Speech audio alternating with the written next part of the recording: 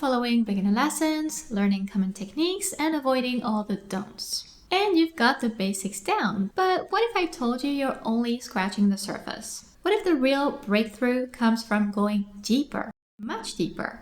And that's why I'm going to share 3 underrated techniques that most people who've mastered watercolor use all the time without even realizing. So let's dive in. Hi, I'm Françoise. Welcome back to my channel. You can practice what you're going to learn here in any of my painting series if you're looking to improve on something specific, or my Patreon with access to many watercolor and watercolor pencil tutorials, including the landscape I'm going to paint to make my point.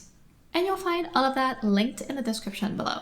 Many beginners struggle with achieving soft, even washes of paint. But what if I told you it's not just about wetting the surface of the paper? In fact, there's a critical step that most don't talk about, but that will elevate your washes to the next level.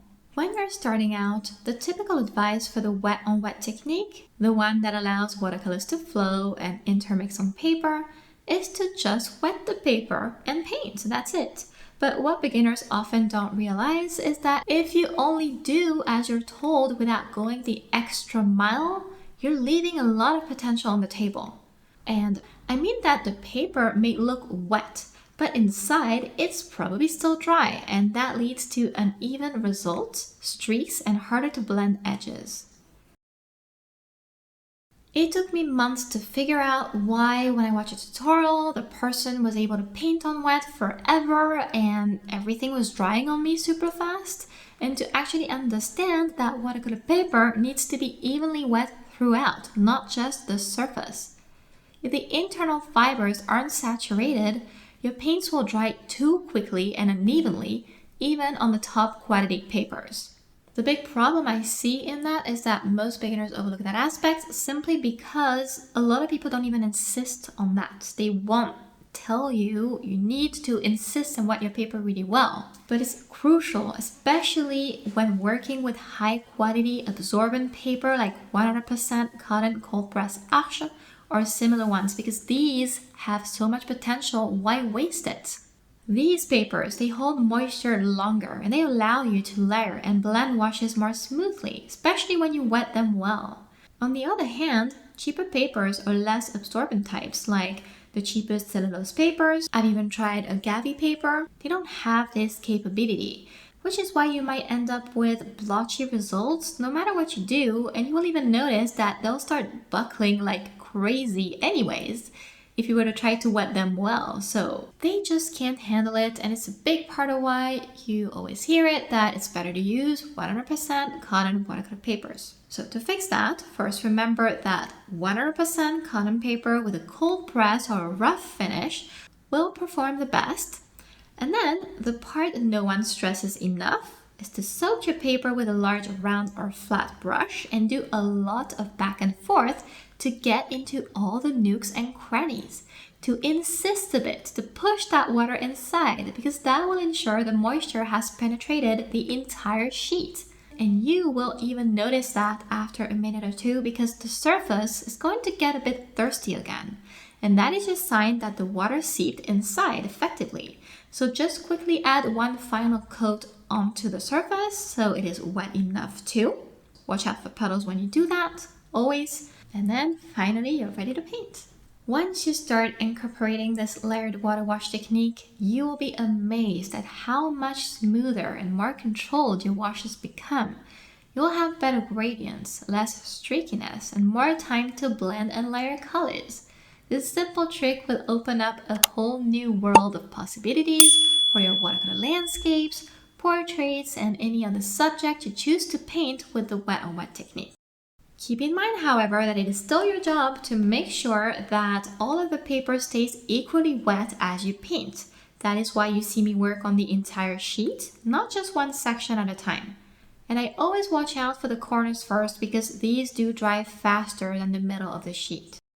I did make an in-depth video on that topic recently, and I will make sure to link it for you to watch next if this paper drying too fast issue drives you crazy. When it comes to holding brushes, most of the lessons focus on the basics, the pressure, the angle, and how to hold the brush. But what if I told you that they are simple strokes that can elevate your work and bring it to life?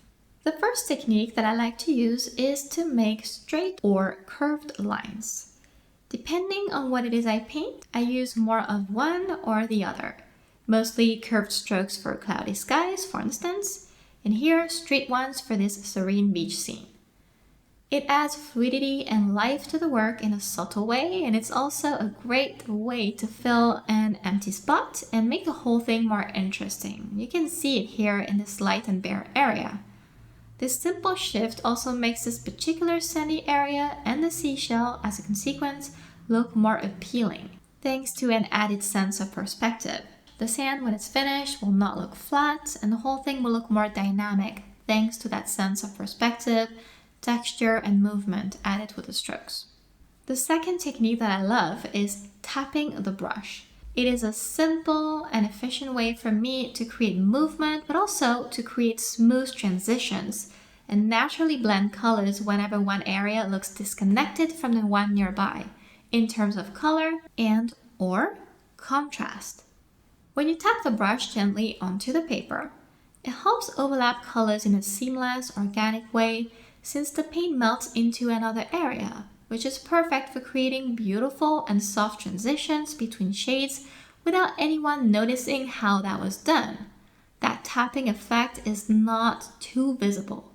That's why I only do it on wet. Switching between these two brush techniques is the key to adding life and subtle movement to your paintings without much effort at all, because it's not about controlling every stroke. It's about using the brush to guide the painting into its full expression with those smooth transitions and a sense of life and movement. It doesn't have to be 100% similar to your reference, or you don't even have to get into crazy detail to achieve that. As you can see in my version here, a few strokes are enough. And if you don't have time to do it all on wet, know that you can always do it on dry and just soften the paint all around.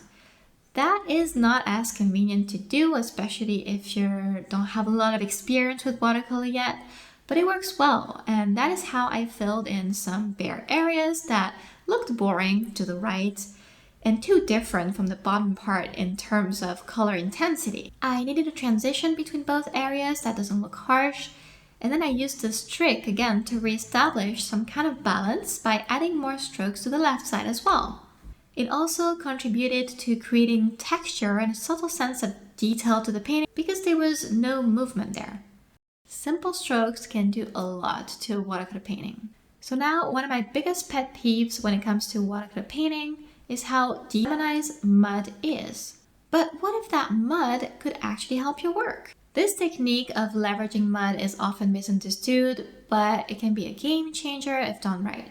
The theory about muddy colors is that mixing complementary colors, the ones that are opposite on the color wheel, or just using browns in general, will make your painting look dull and lifeless, boring, so you should avoid it, and naturally that's what people tend to do. But here's the thing, when you use this technique with intention, this can add depth and complexity to a painting.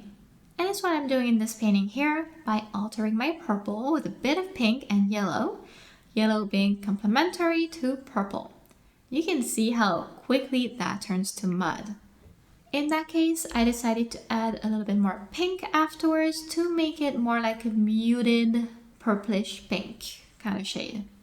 I could have used purple alone for the shadows on the seashell here, no problem with that. But I feel that this fits styles of painting that are on the less realistic side, that are often very colorful, with less nuances between different colors, less contrast, less depth, less shadows, and to me, to use purple alone could have looked a bit too much, not natural enough. So yes, that whole conversation about using mud or not using mud also depends on style. In my painting style, this type of mud is essential for capturing the reality of natural scenes like landscapes, where shadows and tones are rarely pure colors. In nature, even shadows are filled with subtle hints of a bunch of different colors, so doing this can help you mimic that. And that's also why I love to use brown tones as shadow colors, and I very rarely use black, maybe sometimes neutral tint or Payne's gray if I need an area to look really, really dark. When done wrong, of course, you can end up with flat and dull colors. It's all about balance. The key is moderation. So don't overdo it, and don't let those muddy colors dominate the painting to the point where others are going to lose their vibrancy. That's why I also added pinks and yellows to the seashell. I made sure there were also some bright white highlights for added light. And finally, I also made sure to keep this muddy purple for the shadows only.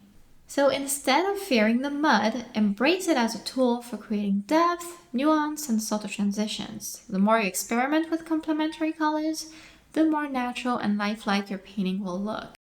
A small touch of mud here and there can help tie together different parts of your painting and make it feel more cohesive too, because our main colors are part of that mud, just like I showed you with pink and yellow mixed with purple. So it is definitely not a mistake. It is a technique that many professional artists use to make their work stand out. Now you see how digging deeper and breaking the rules can help you break free of the beginner stage.